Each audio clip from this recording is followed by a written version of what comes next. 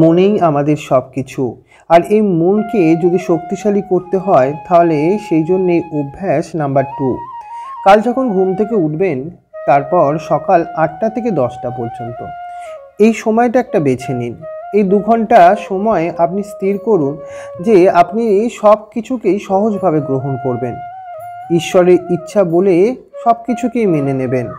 নানান পরিস্থিতি, বিভিন্ন মানুষ আর সব ঘটনাকেই আপনি শান্ত মনে মোকাবিলা করবেন।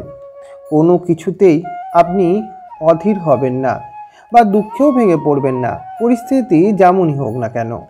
মানসিক স্থিরতা নিয়ে সব কিছুকে দেখুন। 2 ঘন্টা সময় শুধুমাত্র।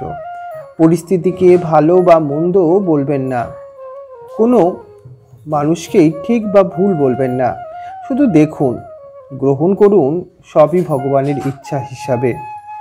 আগামীকাল এটি অভ্যাস করুন, তার পরের দিন ঠিক একইভাবে অভ্যাস করুন, কিন্তু সময়টা একটু পরিবর্তিত করুন। সময়টা করুন 12টা থেকে 2টো পর্যন্ত।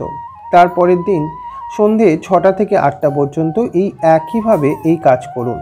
1 সপ্তাহে এইভাবে অভ্যাস করলে দেখবেন আপনার মধ্যে পরিবর্তন আসছে। যদি কঠিন হয় কোনো পরিস্থিতি, যদি আপনাকে কষ্টও হয় সেই সময়, মনে করুন ভগবান আপনাকে পরীক্ষা করছেন, আপনাকে শক্তিশালী করবার জন্য।